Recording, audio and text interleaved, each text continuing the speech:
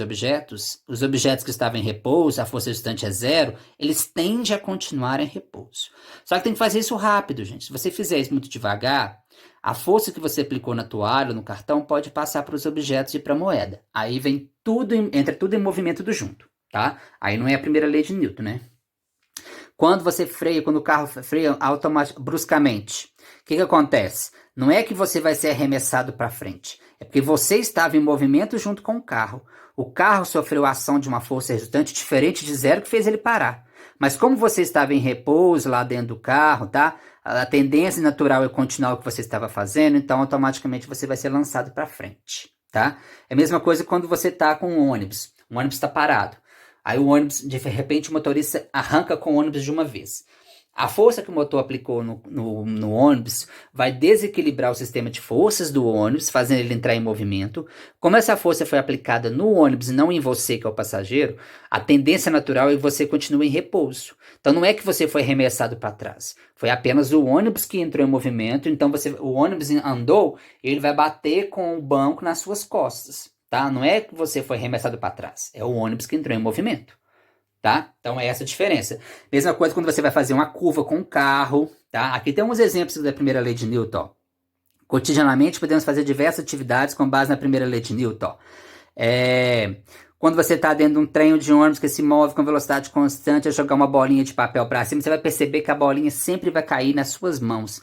Isso indica que a pessoa, o meio de locomoção e a bolinha movem-se com a mesma velocidade. Além disso, a bolinha apresentará uma inércia capaz de mantê-la em movimento com a mesma velocidade.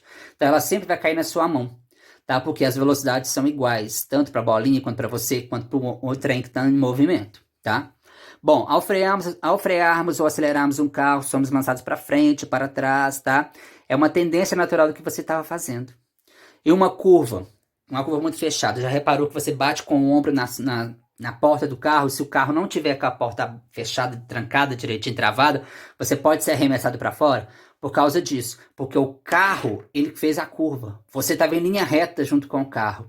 Só que a força que foi aplicada no carro fez ele mudar de trajetória. Mas a força foi aplicada no carro, não foi aplicada em você. Então a tendência natural do seu corpo é sair sempre pela tangente, sair em linha reta. Tá? Então por isso a gente bate com o ombro nas costas. Por isso que se a porta não tiver travado, muito acidente, as pessoas são lançadas para fora do carro por causa disso. Tá? Tem a ver com a primeira lei de Newton. Então o uso do cinto de segurança é primordial para você entender, para você analisar a primeira lei de Newton. Porque quando você usa o cinto de segurança, quando aplicar força no carro, automaticamente vai ser aplicado em você. Então, se o carro vai parar, você para junto com ele. Então, você não vai ser arremessado para frente. Então, o uso de cinto de segurança é para isso. É para que quando a força for aplicada no carro, ela vai ser aplicada em você também, para você parar junto com o carro, tá? Agora, tem uns exemplos aqui. Calcular o peso de um objeto, ó. Calcular o peso de um objeto de 5.000 gramas na superfície terrestre. Então, vamos lá. 5.000 gramas, essa é a massa do objeto. A gravidade 9,8. Então, a massa eu tive que passar para quilo, tipo, dividir por 1.000. Então, a massa é 50, dividir por 1.000, gravidade 9,8. Então, esse objeto pesa 490 newtons. Qual vai ser o peso e a massa de uma pessoa de 70 kg na Lua? Considera a gravidade na Lua de 1,6. Então, vamos lá, usa a fórmula M vezes G, a massa 70, a gravidade da Lua 1,6. Então, a pessoa pesa na Lua 112 newtons. E a massa dela? Continua 70 kg, que eu acabei de falar. A massa não muda, tá? Bom, força normal. Se um objeto tem um peso de 50 newtons, ele está espremendo o chão com uma força de 50 newtons, a normal para cima dele tem que ser 50 newtons, tá? Então, a normal é igual ao peso, superfície plana, acabei de falar. Se você estiver pressionando um objeto contra a parede, se você está pressionando esse objeto com uma força de 40 newtons, a normal, ela é para a direita, também valendo 40 newtons. Não tem nada a ver com o peso que não, ó. Tá? Bom, agora aqui. Eu tenho um objeto que pesa 20 newtons, então o peso dele para baixo.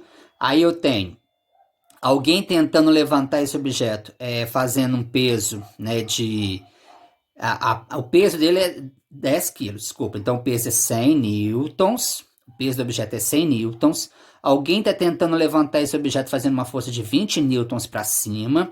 Então, qual será a força normal que o chão exerce sobre o bloco? Então, vamos lá. Então, nós temos aqui a força peso, a força que a pessoa está fazendo para cima e a força resultante. A força resultante é o que a gente está procurando, que é a força normal, tá?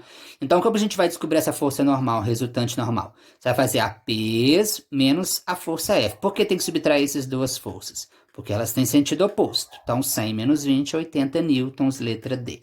Então, a normal aqui que o chão exerce sobre o bloco é de 80 newtons. Agora aqui, força de tração. Um objeto pendurado no teto por uma corda. E esse objeto tem massa de 8 kg. Se ele tem massa de 8 kg, então ele pesa 80 newtons. Já joguei naquela fórmula. Massa vezes a gravidade. E a tração para cima, a tração aparece na corda. Então a tração nesse caso é igual ao peso, ou seja, então a tração na corda vale 80 newtons. Por quê? Porque a força restante tem que dar zero, porque o bloco está em repouso. Para dar zero, essas duas forças têm que ser iguais. Então a resposta é 80 newtons. Então essa a gente faz a tração. Não tem conta para não tem fórmula. Agora aqui da primeira lei de Newton, ó. O que faz? Uma folha de papel está sobre a mesa do professor, aí o professor vai aplicar uma força com violência na folha de papel e o apagador fica parado em cima da mesa. Por quê? Por causa da primeira lei de Newton, a gente já viu isso aí, tá? O que não é incorreto aqui, nesse caso de uma força resultante não nula, ou seja, força resultante diferente de zero?